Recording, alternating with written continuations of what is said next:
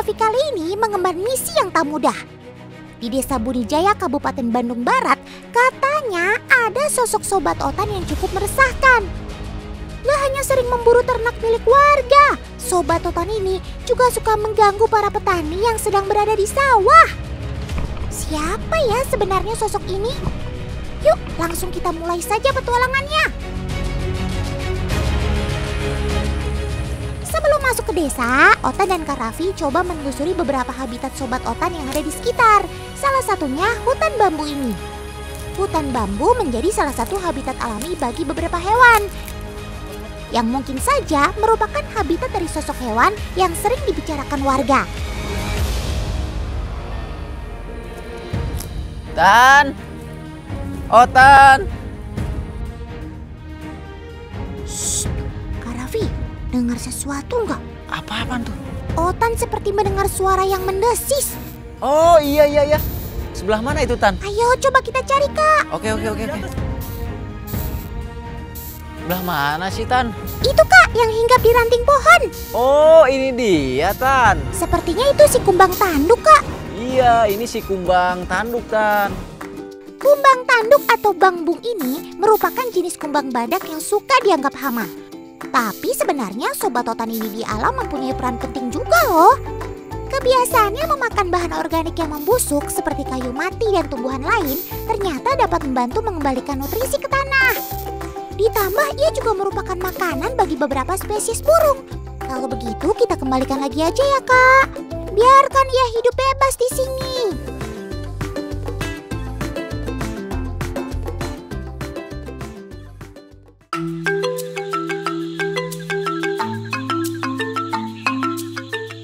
Wow Tan! Oh, ada pemandangan yang sangat langka nih Tan. Wah, itu kan sobat otan si laba-laba jaring bola emas. Kayaknya dia lagi ngegulung makanannya nih Tan. Bukan, Kak. Laba-laba itu sebenarnya sedang membungkus telur-telurnya menggunakan jaringnya yang lembut. Selain bisa menjaga suhu, jaring sobat otan ini juga bisa melindungi telur dari ancaman predator. Karena setelah dibungkus, laba-laba ini akan menyimpannya di tempat yang lembab dan tersembunyi. Tujuannya agar predator sulit dan terkecoh untuk menemukan sarangnya. Unik ya? Laba-laba jaring bola emas merupakan salah satu jenis laba-laba terbesar yang ada di Indonesia. Ia biasa hidup di sekitar pekarangan rumah, kebun, dan juga hutan. Meskipun bukan termasuk hewan yang agresif, tapi dalam keadaan terdesak, ia juga mampu menggigit siapapun yang mengganggunya. Jadi kita harus tetap hati-hati ya.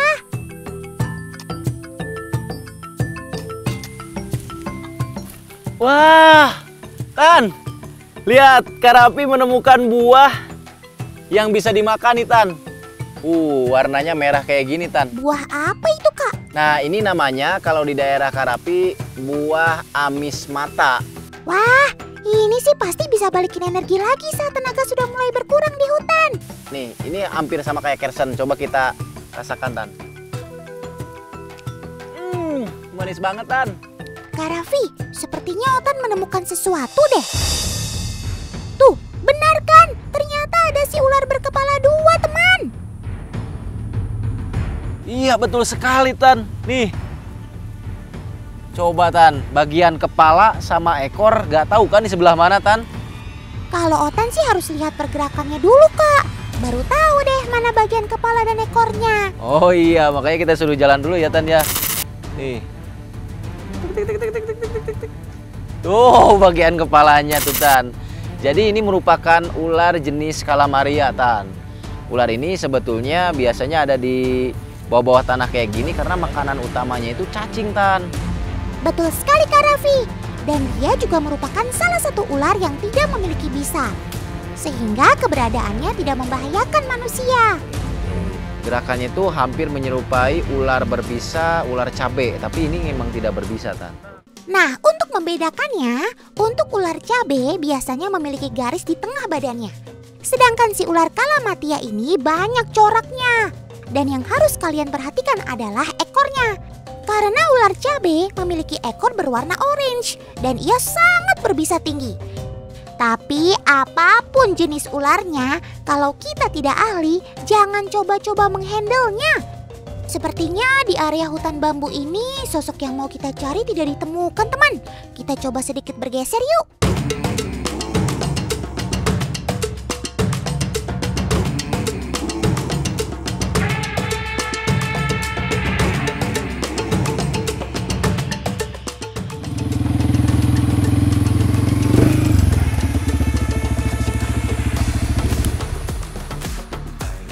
Loh, kenapa Kak Raffi berhenti mendadak? Ada apa, Kak?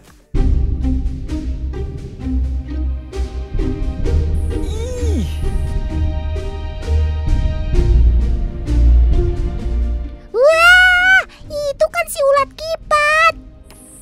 Ulat yang sering sekali ditemukan di pohon alpukat. Ih, bener Tan. Lihat Tan, tadi makanya pas lewat, Kak Raffi sengaja langsung ngehindar karena takut kena ulat ini nih Tan nih. Wah, untung saja masih bisa menghindar, Kak. Kalau enggak, pasti udah gatal-gatal tuh. Sebetulnya untuk jenis ulat bulu Tan, dia ini akan berefek ketika si bulu-bulu halusnya itu masuk ke dalam pori-pori kulit kita Tan. Loh. Kak Raffi mau ngapain sampai buka sarung tangan segala? Bukan mau megang si ulat kipat itu kan? Tuh, jadi kalau misalnya disentuh sama kulit kayak gini, bulunya itu nggak akan nempel Tan tuh. Tapi kalau misalnya kena pori-pori kulit-kulit yang tipis kayak gini, dia bisa masuk Tan.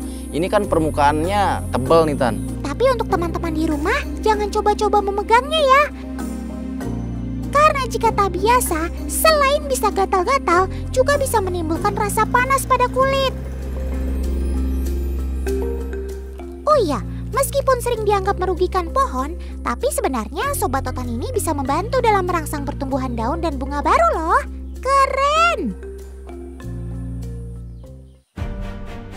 Sekarang kita sudah masuk ke wilayah pemukiman warga, teman. Otan dan Kak Raffi baru saja mendapat informasi kalau ternyata sosok yang suka memangsa hewan ternak itu adalah si biawak. Apalagi biawak kan merupakan salah satu hewan karnivora, jadi mereka bisa mendeteksi mangsa buruannya dengan baik. Otan curiga deh, jangan-jangan habitat mereka di alam sudah mulai rusak, sehingga memaksa mereka untuk masuk ke wilayah pemukiman.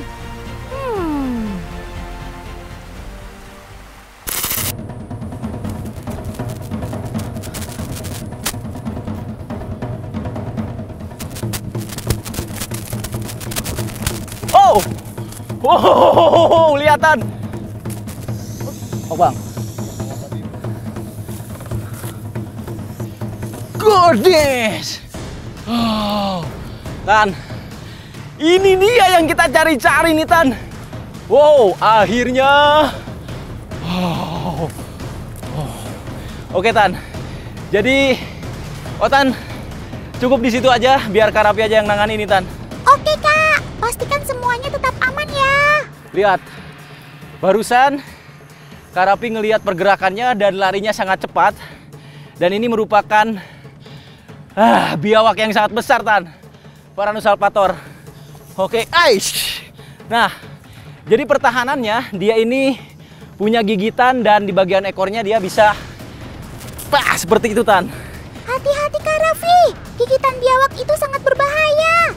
Karena di dalam air liurnya terdapat banyak sekali bakteri.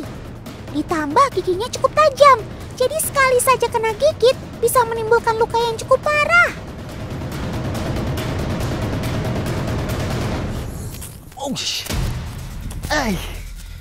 Aja.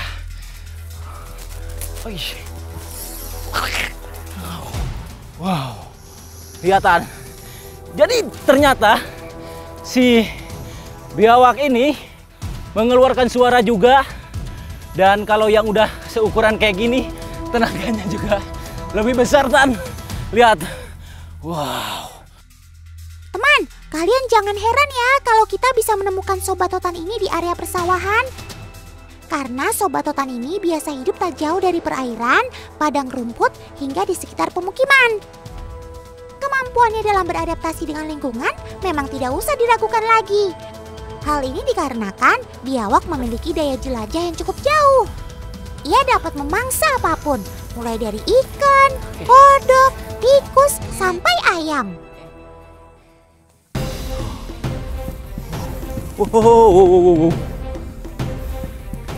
Wow. Tan, ternyata di bagian kulit-kulitnya banyak banget parasitnya juga, Tan. Jadi ini ciri-ciri hewan dari alam secara langsung biasanya terdapat banyak parasit ataupun kutu, Tan. Coba kita lihat. Kak Raffi coba tangkap dulu ya, Tan, biar aman. Soalnya nih tenaganya kuat banget, Tan. Hati-hati Kak, jangan sampai tergigit. Tan, lihat.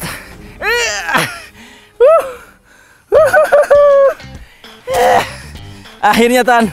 Coba Kak, Otan lihat parasit yang menempel di tubuhnya. Nih, Tan. Di bagian dekat kakinya, dia memiliki parasit yang nempel nih, Tan nih. Meskipun biawak memiliki kemampuan untuk berganti kulit, tapi tetap saja keberadaan parasit ini tidak bisa dihindarkan. Karena habitat Sobat Totan ini berada bukan di tempat yang bersih, sehingga sangat mungkin untuk parasit bisa berada di tubuhnya.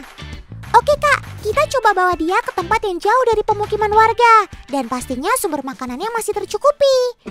Oke, Tan. Akhirnya, setelah perjalanan panjang, biawak berukuran besar ini berhasil kita amankan, teman. Meskipun keberadaannya suka mengganggu warga, tapi bagaimanapun ia tetap mempunyai peran penting di alam. Tidak hanya sebagai hewan pengurai, biawak juga berperan penting dalam mengendalikan populasi ular. Kerja tim yang luar biasa, Kak. Mission complete!